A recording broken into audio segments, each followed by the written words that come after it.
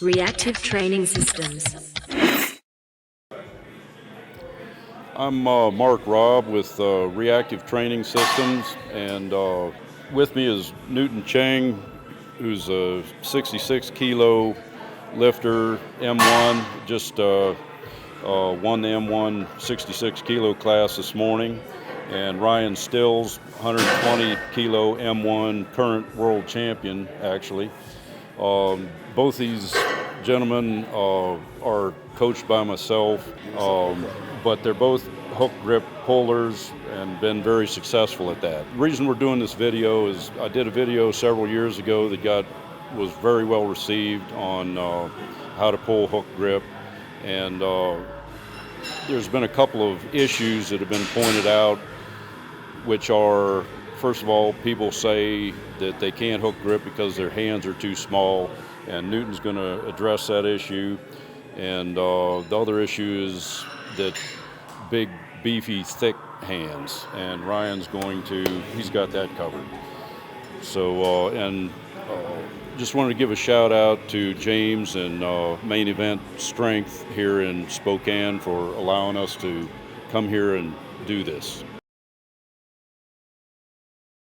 Okay, so one big issue that we hear a lot is that my hands are too small to, get enough grip on the bar, and Newton's going to explain how he addresses that issue. So having smaller hands, I wasn't able to apply a lot of what I saw in hook grip videos that were out there on YouTube. So I couldn't get my fingers all the way around my thumb and the bar and feel really secure. And so what I found was actually more important was to just maximize surface area between these fingertips and the back of my thumb. So now I could actually let a little more space free up in the hand and have enough room to hold the bar. So come to the bar and let me demonstrate what I'm talking about. All right, so first you want to fold your thumb in so it's parallel to the bar. And then here, I'm trying to get 3 full fingers on the back of the thumb. So as you can see, I'm only really getting the top of the thumb, but this is secure enough to hold a lot of weight. So you don't need to get it all the way there. As long as you have this and your thumb and your fingertips are chalked up, this is very secure. So starting hook grip, it was fairly painful, but I was having some shoulder issues so that I couldn't do mixed grip anymore, so I had to fully commit. And so it took me about a full 2 months to build up to being able to comfortably just do hook grip. And the way I did that was I would start doing hook grip through my warm-ups and work up to the heaviest set I could until I couldn't bear the pain. After that, I'd throw on straps. What I found was week to week, it got a little bit better until I could hit my top set with hook grip and switch to straps. And then I could finish my first down set and then switch to straps. And then eventually I could do my entire workout with just hook grip.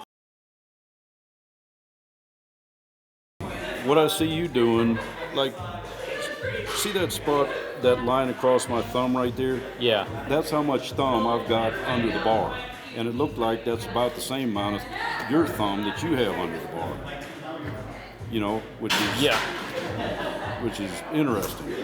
Yeah, I don't think it's that different. Like as long as the bar or the thumb is wedged under them, the bar can't roll. You really don't need to wrap that much finger around it. Yep.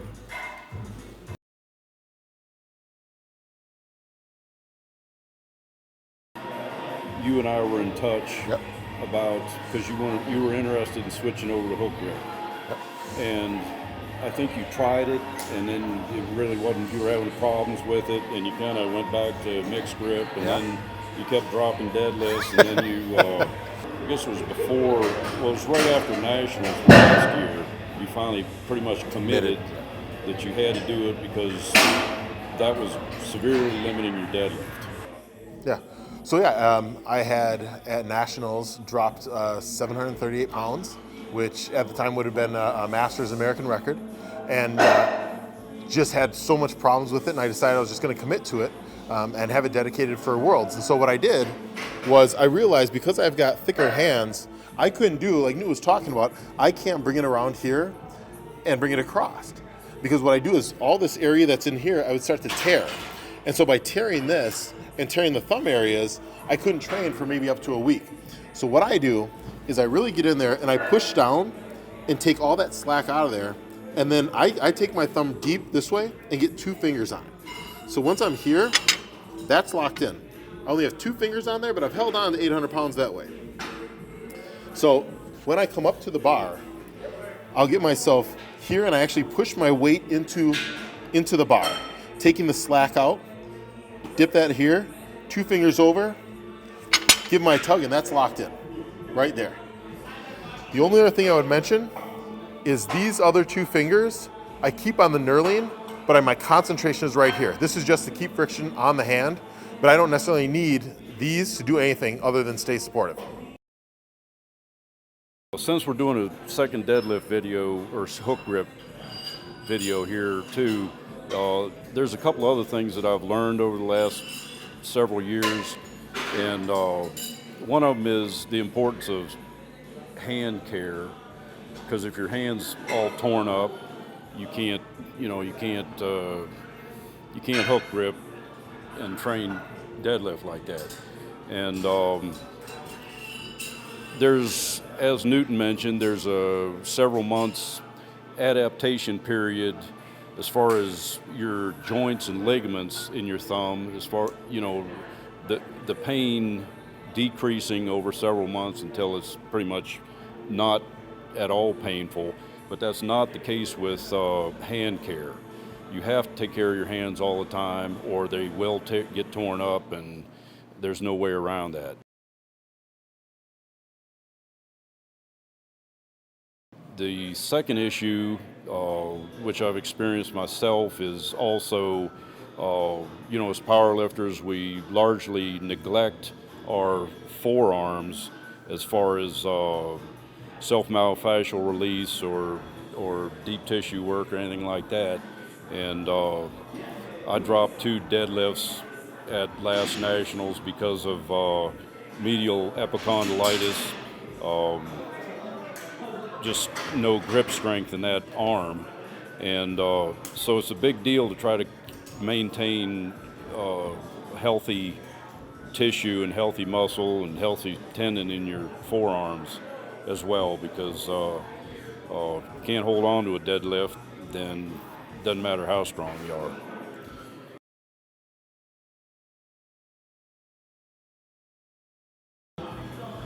Longer too. Yeah, same here. Grease in the thumbnail? Yep. Yep.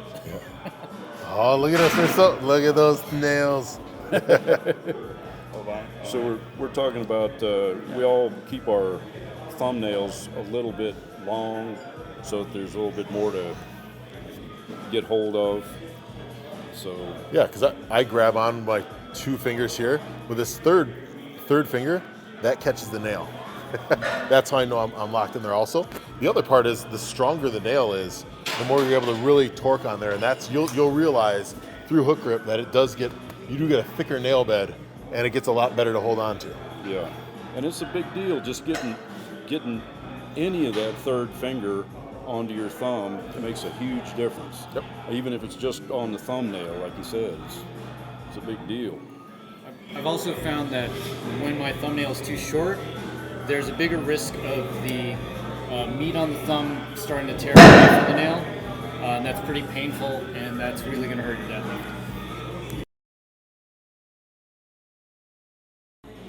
Yeah, I tried getting a couple other people in it, but it's funny because, like we talk about, it takes time. So the first time you have a meet that you're going to do something like this and committing to it, like we talked about, my buddy who's doing big dogs, and it's like getting him in there and getting to work on it. He worked on a fine that he got like over 800. And he's just like, yep, that doesn't feel good going away from, which I get, but it takes a couple of those, because I know I'd be talking on both sides of my mouth if I didn't say that I did the same thing. The first meet I was going to do it, and I trained all the way up into that last week, and I said, okay, I'm going mixed grip again, and then it was terrible, just like it had been. So, relatively speaking, I mean. So you backed out at the last second set. 2 different meets. Like I said, the first meet I committed to was Worlds in Canada. And as of right now, I think I've got the second best 120 deadlift IPF period.